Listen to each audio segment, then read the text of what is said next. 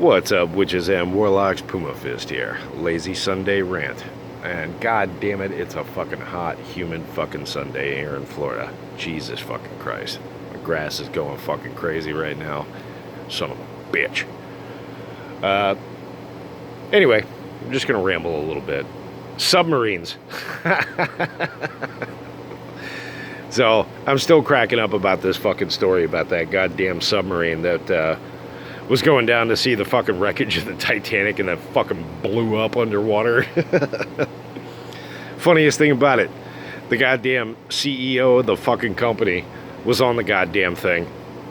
And one of his statements was, well, in the development of this submersible, we're not going to hire 50-year-old white guys to work on this shit. Well, guess what?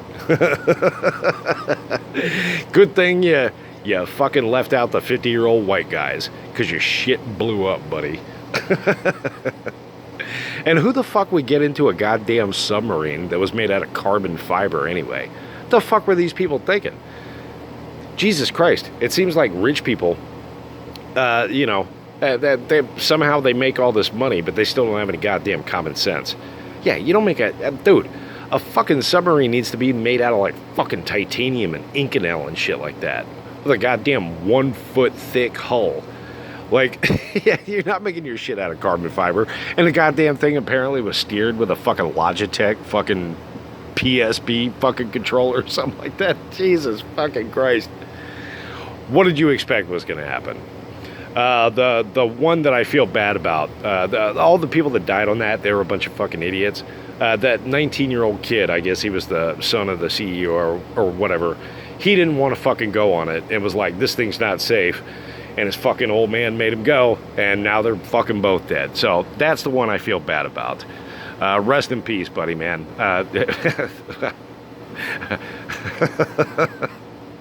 Rest in peace. Jesus Christ, I couldn't even imagine what it would be like having that goddamn thing implode on your ass.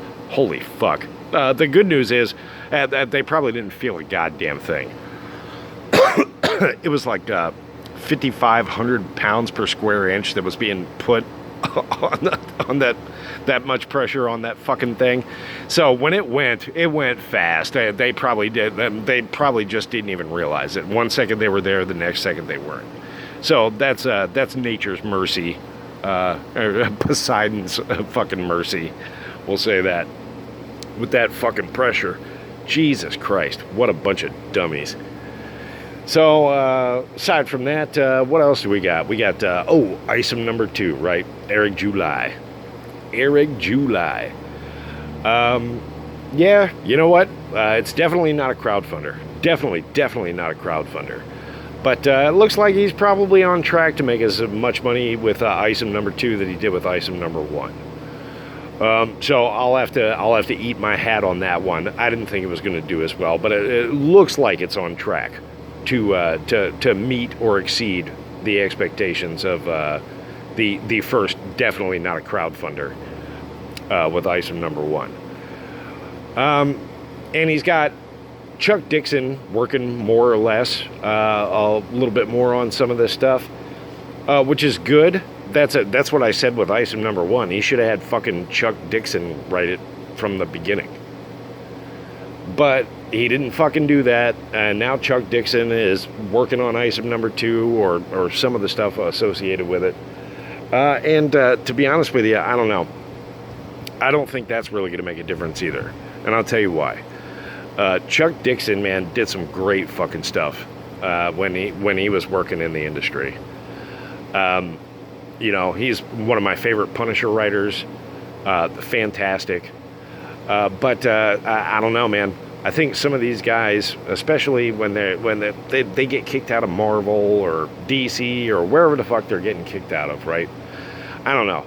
It's usually, I don't think it's all just because of their, the politics involved with, you're a Trump supporter or, you're kind of conservative or whatever. I don't think that's really the real deal why a lot of these people got kicked out of the industry. There's probably some other stuff that's going on in there too. Usually you won't get kicked out of a place because of your politics. But if you're a dick, or you're lazy or just not doing very good, and then on top of that, you have politics that they don't agree with. Yeah, that's what gets you out. So I don't know if Chuck Dixon working on ISM number 2 or any of the stuff associated with it is going to make a big difference. I really don't. I think it's just, it is what it is, man. Washed up fucking comic book writer. Yeah, so that's not going to make ISM number 2 any better.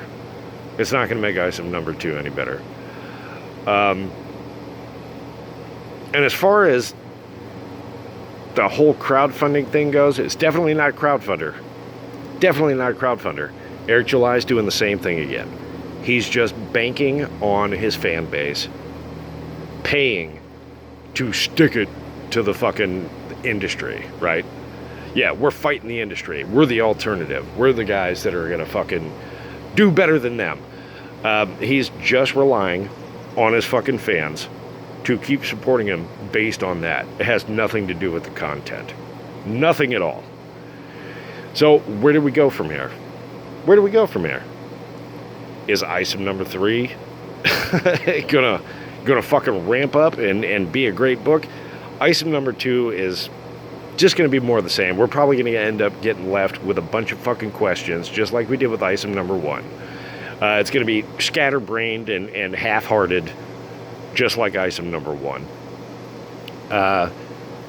Yeah, I see he's like introducing a new female character or something like that in here for ISM number 2. I saw on his campaign site, you know, and that's like, he did the same shit with fucking Yaira. Yaira was like the hot one that everybody was looking at in ISM number 1 and did absolutely nothing with that fucking character. And now he's introducing another one. It's just to get you thirsty motherfuckers to pay attention to this shit. There's no thought into any of it. Yeah, I don't think it's going to be good. Just like ISM number 1. It was no good. ISM number 2 is going to be the same way. But you keep fucking giving him money. Here's the thing. Vote with your wallet. Vote with your wallet. If you all are looking for alternative comics, you're looking for something that's good, something that's going to beat the mainstream crap, you're tired of fucking CG, you know, and their crap. If Eric July's not putting out a good product, stop giving him all your goddamn money. Show him. Vote with your wallet. Hey, this book wasn't very good, man. Like, you're not... It's going to help Eric July get better if you vote with your wallet. I'll put it that way. Think of it like that. It's going to help him get better because he's going to go, okay, these motherfuckers don't like this shit. I better step it up.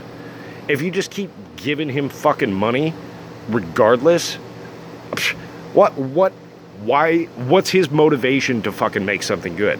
He knows he can just throw something half-assed at you. He knows he can do it because you're just going to gobble it up. Think, people. Think. I'm curious to see where this goes. I had my initial thoughts about ISM number 2 when ISM number 1 came out. I'm not sure where it's going to go. We'll see. We'll see. This is interesting. Like I said, it's just a fucking lazy Sunday rant. It's hot as fuck out here, too. God damn it. Fucking sweating like a motherfucker. Anyway, that's all I got for y'all. Puma Fist out.